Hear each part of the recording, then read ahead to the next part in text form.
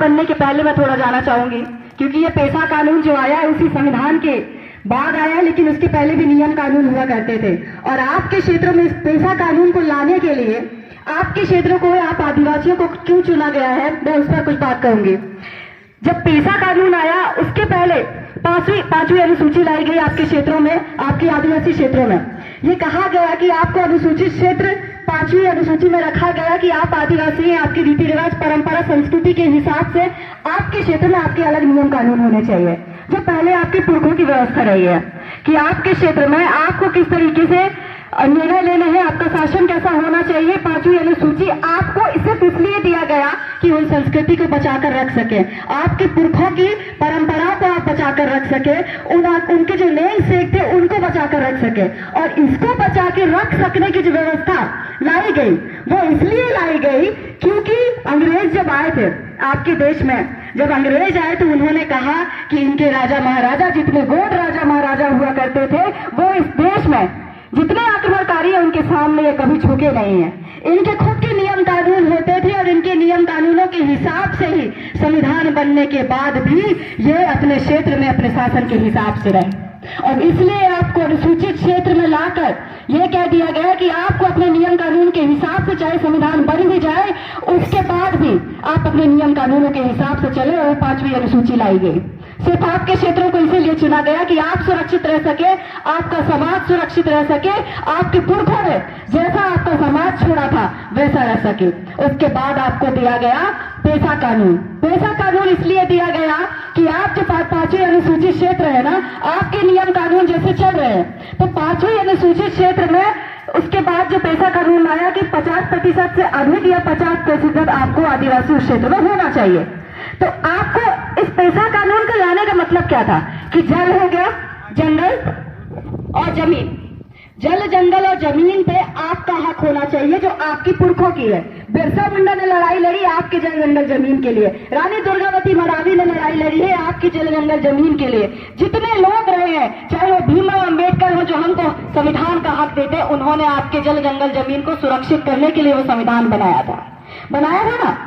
तो पेशा कानून भी इसीलिए लाया गया कि आप उस जल जंगल जमीन को सुरक्षित कर पाए, आप उस समाज को सुरक्षित कर पाए। लेकिन आपकी जहां परंपरा, रीति रिवाज और संस्कृति खत्म हो जाती है, वहां पर हम क्या पेशा कानून का नियम लाने के बाद सुरक्षित हैं? पेशा कानून लागू कर भी दिया गया आपके क्षेत्र में, तो क्या उस नियम का कोई महत्व रह जाता है? जब आप अपनी संस्कृति के धरातल पर खत्म कर चुके होते हैं, उस जमीन पर जब आप खत्म कर चुके होंगे अपनी संस्कृतियों को, अपने समाज को खत्म जब कर चुके, तो क्या वो कागज जो है, कागज का टुकड़ा आपको सुरक्षित कर पाएगा? नहीं ना। वो कागज का टुकड़ा आपको कैसे सुरक्षित कर पाएगा जब आप जमीन पे खत्म हो रहे हैं, आपका वो समाज खत्म हो रहा है। मैं समाज इसलिए कह रही हूँ क्योंकि अभी कागज ने हमें ST, SC और OBC में बांटा है ना, ये कागज ने बांटा है ना। लेकिन हम तो समाज कैसे बनते हैं? हमारा जो अहरा भाई था वो यादव बन गया, हमारा जो लोहार भाई था वो विश्वकर्मा बन गया ना। हमारे झारिया भाई जो थे वो ST में चले गए और जो बाकी तमाम जो OBC वाले हैं वो OBC में रह गए। तो हमको कागज ने बांट दिया ST, SC, OBC में। लेकिन जब वो हमारा समाज था, जो वो समाज था, उसको सुरक्षित करने के लिए वो पेशा कानून लाया गया है जहां पर भेदभाव मिटाया जा सके। वो भेदभाव जब मिटेगा तब आप ST, SC और OBC एक हो पाएंगे। तो वो भेदभाव मिटना जरूरी है, तब आपके पेशा कानून का जो नियम लाया गया है वो सही होगा। तो आप जैसे एक बात कर रहे थे जो पूर्व वक्ता है कि आपके क्षेत्र में पेशा कानून नहीं लाया गया, हो सकता है उसके पीछे कोई बड़े कारण होंगे, उसके लिए आप लड़ाई लड़ेंगे और एक साथ लड़ाई लड़ेंगे, मैं ऐसी कामना करूंगी। और एक और बात मैं कहूंगी कि देखिए पेशा कानून जो आया है वो कानून कोई ना कोई तो लेकर आया है ना। जब पेशा कानून की बात आती है तो 1996 की भूरिया कमेटी की बात आती है। दादा प्रेमचंद मरावी उसका जीता जागता उदाहरण है क्योंकि भूरिया कमेटी के सदस्य रहे हैं उस समय। वो किस उम्र के रहे होंगे, उस समय के सदस्य रहे होंगे, उसको मैं चाहूंगी कि दादा प्रेमचंद मरावी के वो जो वाकया हुआ है उसको जरूर जिक्र करेंगे अपने वक्तव्य में। उसके बाद ये जो शासन प्रशासन की तालमेल है, उसके बाद ऐसे ही हमारा देश चल रहा है ना कि शासन प्रशासन है, उससे हमारा देश चलता है। हमको गोंडवाना गणतंत्र पार्टी जैसे पार्टी का इजाद क्यों करना पड़ा? शासन व्यवस्था क्यों स्थापित करनी पड़ी? अगर कोई नियम कानून हमारे देश में आ रहे हैं तो वो नियम कानून अगर बन रहे हैं तो शासन और प्रशासन दोनों मिलकर करती है। अगर वो शासन स्थापित करना है तो हमको जागना पड़ेगा ना, वो शासन स्थापित करना पड़ेगा ना। वो राज हमको गोंडवाना साम्राज्य जैसा राज हमारे राजा महाराजा क्योंकि जिसकी वजह से पैसा कानून लाया गया आपके क्षेत्र में, वो शासन स्थापित करना पड़ेगा ना। तो उसके लिए क्या हमारे एसटी, एससी, ओबीसी भाई जो हमारे कभी समाज एक हुआ करते थे, जिसको कागज के टुकड़ों में बांध दिया, उसको एक होना पड़ेगा ना, होना पड़ेगा ना। तो आपको एक होना पड़ेगा। मात्र शक्तियां, मैं आपको बारंबार जोहार करती हूँ कि इतने पितृ शक्तियों में आप इतनी संख्या दर्ज कर रहे हैं, जिसका आपको बार बार जिक्र किया जा रहा है कि माता शक्तियां जागी नहीं हुई है। मैं आपके लिए जोहार करूंगी, आपको बारंबार जोहार करूंगी कि आप सबसे बड़ी शक्तियां इतनी भी है तो इन पुरुषों से बहुत ज्यादा है।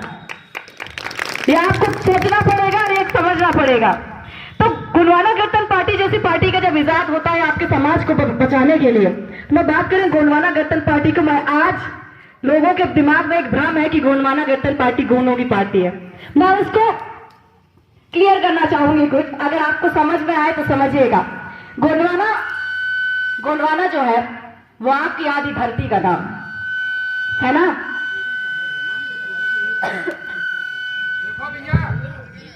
देखो यार, बनाओ उसको। जो है वो गोंडवाना समाज के लोग कहलाए ना, गोंडवाना के लोग कहला गए ना, कहलाए ना। अब गोंडवाना गणतंत्र पार्टी की हम बात करते हैं तो गोंडवाना शब्द जो आया है, अभी भी जैसे गोंडवाना आपकी आदि धरती का नाम है, वैसे ही अगर हम बात करते हैं कि सबसे बाद में जब गोंडवाना बोला जाता है कि अब गोंडवाना क्षेत्र कहाँ बचा हुआ, तो सबसे आखिरी जो था वो आपका मध्य प्रदेश कहलाता है, क्योंकि सबसे ज्यादा जो आखिरी दम तक राज किया हुआ है आपके ये क्षेत्र कहलाते हैं। सबसे ज्यादा गोंड राजाओं ने, मराठी राजाओं ने आपको मध्य प्रदेश दिया हुआ, तो वो गोंडवाना कहलाया। गोंडवाना ये कहला गया, गोंडवाना में रहने वाले समाज, चाहे उसमें एसटी रहता हो, ओबीसी रहता हो, एससी रहता हो, चाहे जनरल क्यों ना रहता हो, वो भी तो गोंडवाना के लोग कहलाए ना, वो गोंडवाना के लोग हैं। और वो गोंडवाना के लोग जहां जाति पाति भेदभाव जैसी कोई चीज नहीं होती, जिसको संविधान के तहत डॉक्टर भीमराव अंबेडकर बाबा ने हमको दिया हुआ है ना। तो अब जब गोंडवाना कह दिया तो गोंडवाना के लोग आप लोग कहला गए। गणतंत्र जब बोला जाता है, गणतंत्र का मतलब होता है जहां पर सत्ता, शासन और नेता आप लोगों से चुने जाते हैं, जहां जनता उनको चुनकर खड़ा करती है, वो होता है गणतंत्र। और जब गोंडवाना गणतंत्र पार्टी जब की बात करते हैं, गोंडवाना के लोग, इस धरती पर रहने वाले लोग जब खुद चुनकर अपना गोंडवाना साम्राज्य स्थापित करेंगे, उस पार्टी का नाम है गोंडवाना गणतंत्र पार्टी। तो आज के बाद अगर आपसे कोई कहे कि गोंडों की पार्टी है, तो उनको एक तक समझाइएगा कि यहाँ दुनिया में रहने वाले, इस भूभाग में रहने वाले, इस गोंडवाना लैंड में रहने वाले लोग, अगर हम सब एसटी, एससी, ओबीसी हैं, तो इस गोंडवाना साम्राज्य को स्थापित करने के लिए भी हम गोंडवाना के लोग ही साथ देंगे, और हम देने वाले हैं 2023 में, देंगे ना। ये है गोंडवाना गणतंत्र पार्टी, जहां पर आपके हकों की, अधिकारों की लड़ाई, जहां आपके हक और अधिकारों की लड़ाई अगर गोंडवाना गणतंत्र पार्टी वाले कर रहे हैं, आंदोलन की बात कर रहे हैं, रोड पर उतरने के लिए तैयार हो जाते हैं, बेलगड़ा बांध का जब पानी आपके क्षेत्र में लाने की बात करते हैं, तो अगर वो लड़ सकते हैं तो सत्ता में और शासन में रह के क्यों नहीं। जब आपकी सत्ता होगी, आपका शासन होगा, तो आपको लड़ाई करने की जरूरत नहीं पड़ेगी। आपको सिर्फ बोलना पड़ेगा कि मुझे आपके क्षेत्र में ये चाहिए, और वो आपका सत्ता में बैठा हुआ व्यक्ति आपके लिए वो हर चीजें लेकर आएगा जो आप किसी और से मांग रहे हैं। मांगने की जरूरत पड़ रही है ना, इसलिए हमको अपनी सत्ता की आवश्यकता है। जैसे पेशा कानून अगर लाया गया, आपको जल जंगल जमीन का हक दिया गया है, तो जल जंगल जमीन को बचाने के लिए आपको सत्ता की जरूरत है, और वो सत्ता आपको स्थापित करनी पड़ेगी। और मात्र शक्तियां इसमें सबसे ज्यादा अहम भूमिका निभाती है। इसलिए कहती हूँ क्योंकि इन्होंने सृष्टि का निर्माण किया है, इन्होंने सृष्टि को पैदा किया है, और जो सृष्टि को पैदा कर सकती है, उसको संतुलित कर सकती है, वो ऐसे कई साम्राज्य पुनः स्थापित कर सकते हैं। मैं आपको, चूंकि बहुत सारे वक्ता हैं, दादा प्रेम श्याम बरावी हमारे बीच में है, तो मैं खुद उनको सुनना चाहती हूँ बार बार, और आप सब शायद उनके लिए, उनके भाषण के लिए ललायत होंगे। तो मैं अपनी वाणी को यही विराम दूंगी, और मैं आपको बोलना चाहूंगी, मात्र शक्तियां आज जाग जाइए, क्योंकि इतनी अगर मुट्ठी भर भी मात्र शक्तियां आप यहाँ पर है ना, तो हमारे शाहपुरा ब्लॉक, मेहरबानी ब्लॉक, आप जहां चले जाइए, आप भी उन्हीं के बराबर हैं, आप किसी से कम नहीं है। इसलिए जब भी मुलाकात होगी आप लोगों से, मैं व्यक्तिगत रूप से आप लोगों के साथ बैठना चाहूंगी, और इन्हीं बातों को ध्यान में रखते हुए मैं आप सभी से अनुमति चाहूंगी और अपनी वाणी को यही विराम देती हूँ। सेवा जोहार।